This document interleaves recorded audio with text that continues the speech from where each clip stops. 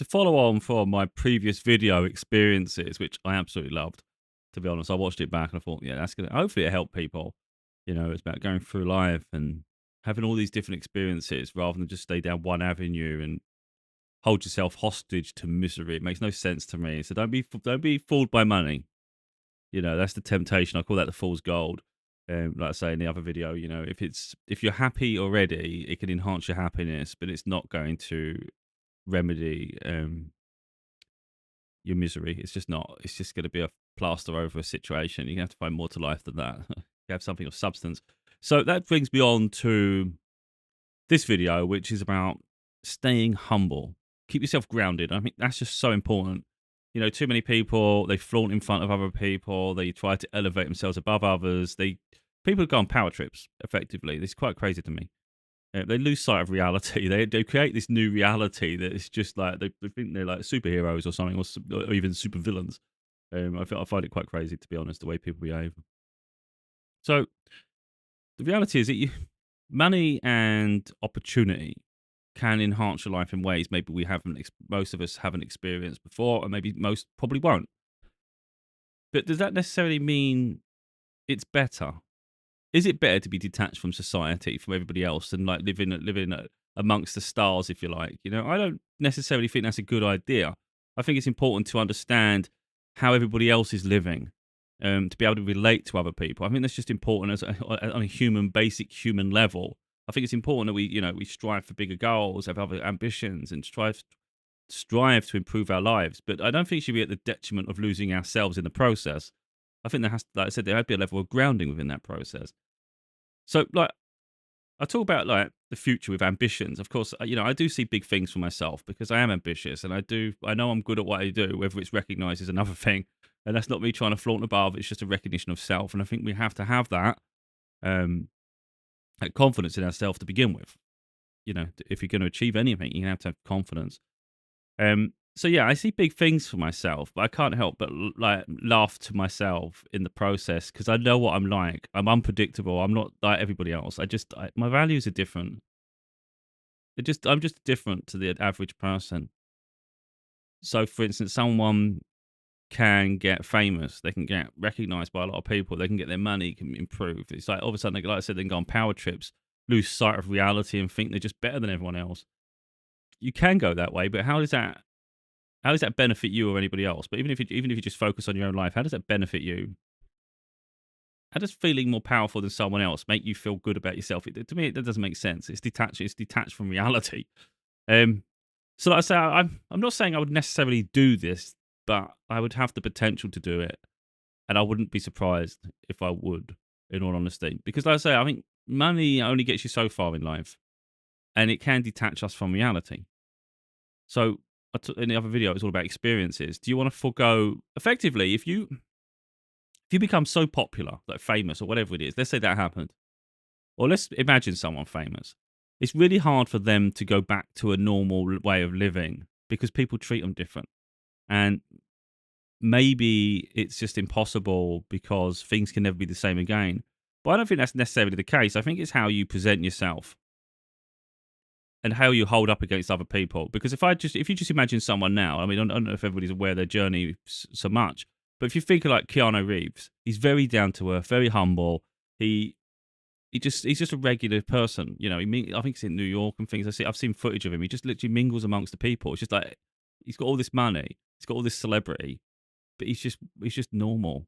He hasn't allowed that to consume him, and that's what I'm saying. So if he can manage that, then others can manage that. So there's no reason why you can't. It's just that some people detach themselves so far from reality, they see people below them.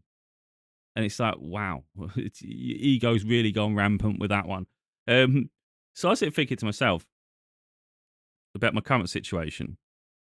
Now, I'm not saying I will be famous on this opportunity come. I'm confident things will improve in that sense. It's not like I'm desperate for it. I just want to see growth, really, and see some success at one way or another.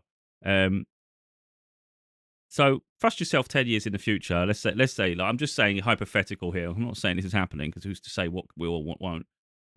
Let's say the books have picked up. They're helping change people's lives. You're getting recognized for it because it's like people can relate and they can understand really how I live my life, and it translates into their life. And again, they elevate their life, so you get recognition off that because they finally have someone that's like relatable. By extension, maybe there's speaking engagements, maybe there's collaborations with potentially powerful people, people with influence, people who are also, popular. Who knows? So that removes you from your current reality. But like I said, is that necessarily better? It's just different. So there'd be part of me that yearns for, I wouldn't say conforming, but just to be normal. I think it's important to live normal too. It's like if the idea that you can't just go to the local stores and you can't just do the everyday typical thing. I think you lose part of yourself if you can't do that. Think about that. You elevate in one area of life, but you become so detached from people that now you can no longer associate yourself with people. So things that others take for granted as the simple basics in life now become impossible, at least perceived to be impossible. And I just think that's something you've lost along the way there. Like, you might not want to do those things or they might seem beneath you, but they're like, it's normal things that you're no longer associating yourself with. It doesn't make sense to me. I would still want to be able to walk into the store, and I would. I would just still live normal. I'm not going to detach myself. So that got, again, I know I've gone a bit far there, but it got me thinking. Like, spent most of my life doing warehouse forklift work, and sometimes, and I do get frustrated of it because I know I should be doing more with my life, and I should be more successful in other areas. But if I was really successful in those areas, I think a part of me would still it'd still reminisce about the basic part of life, like where I was doing all you could call it menial, but like just normal jobs. So I think there might be periods. Let's say I'm just, again, it's all hypothetical. I'm not saying I definitely would, because you get busy, life gets busy. We have other ambitions. I think as new things open, we just have other interests. So it wouldn't be a detachment. It'd just be like, what am I experiencing now? And do I have time? That's what it comes down to, really. But it would never be truly beneath me. But I'd like to think maybe there's part of me that would just drop everything in periods, not like at the expense of something. So if you've got an obligation, you fulfill it. So, like, for instance, if I'm contracted to do some speaking events, or I'm contracted for this book, or whatever it is, you fulfill the contract. But then there's a time where you get to decide your next project. And maybe there's a period where you go, right, I'm not available for the next 3 months. And they go, why aren't you available for the next 3 months? They think, oh, you're taking time out, you're going to rest. No, I'm going to go back and do some forklift work. I've got to go back and do some of that. And you find an agency role or something, and you just jump in for a few months, and you just chill it out, just jumping in with everybody else, just doing the normal things. And people would think you're crazy for that, because it's not normal, is it? It's not what we consider normal, because most people who get positions of power, prominence, and prestige, they don't want to do that for some reason. They love to be they enjoy that life of luxury above other people. I wouldn't feel that way. Again, it's just if I got too busy, and it's just you can't, because there's other ways we can help people, of course. But I'd like to think I would, that if I would do it if I had the time and I felt called to do it, for sure.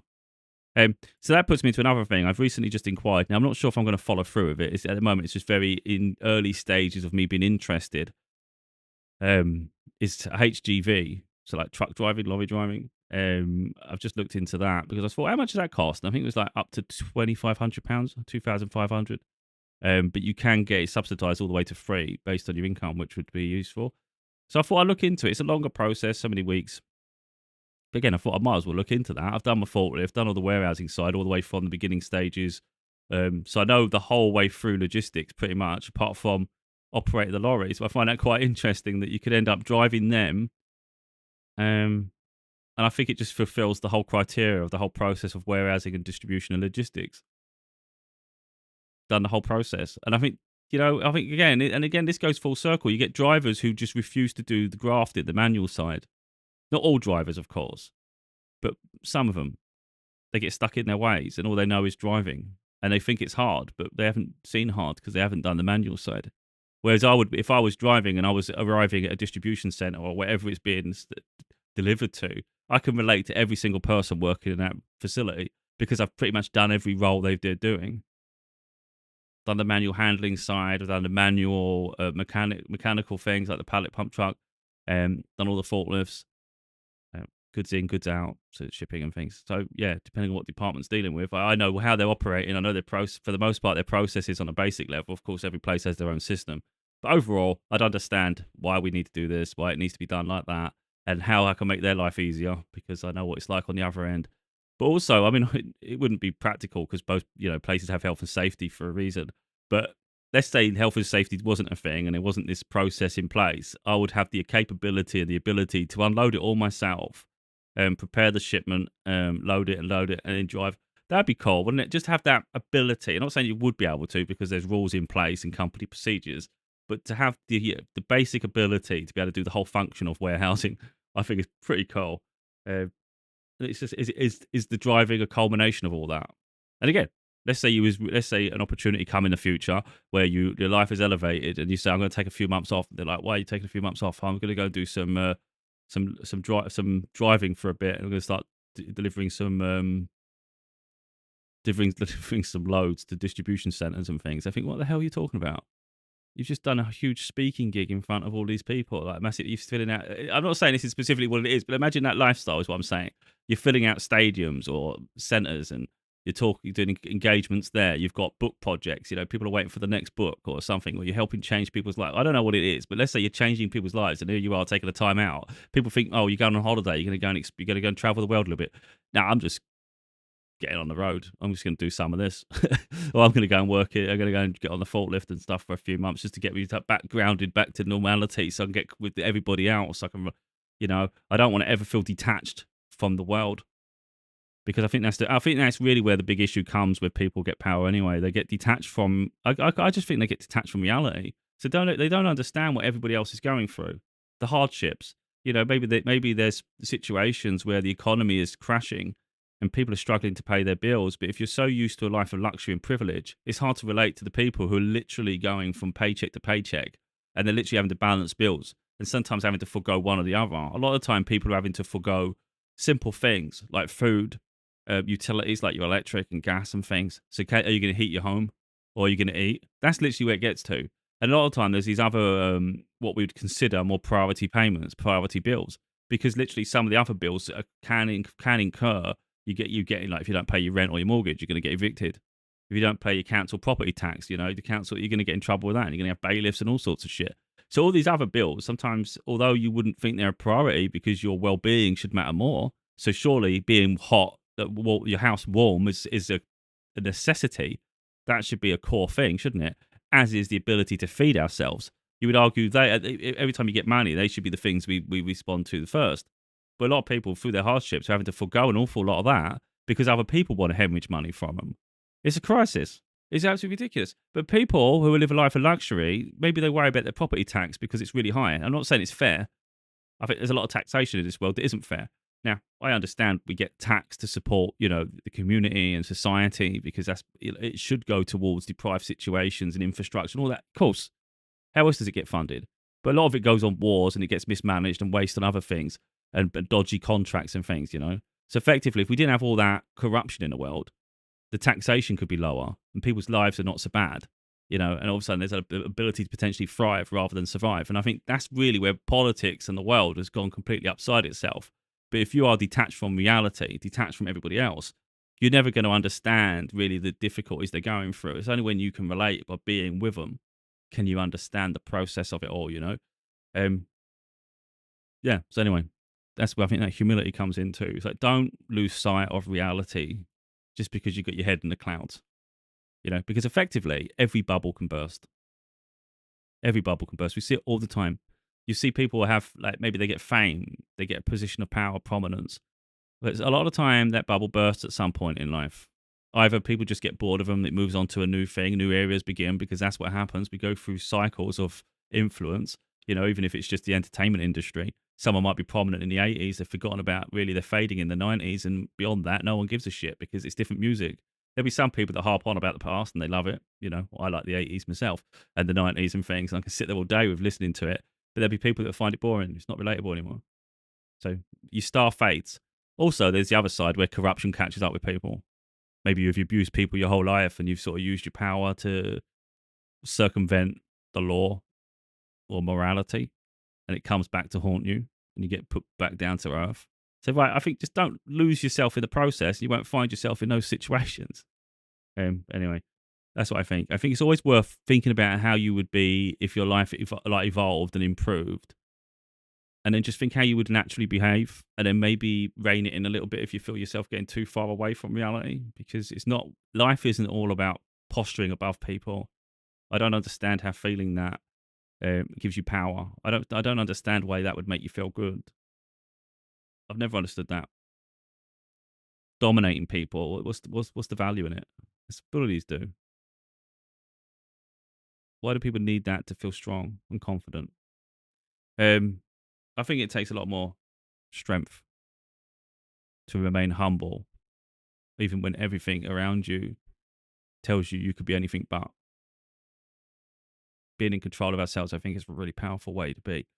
And I think respecting other people and understanding where they come from and their circumstances, I think, it shows a higher rate of intelligence, personally, which I think is far more attractive.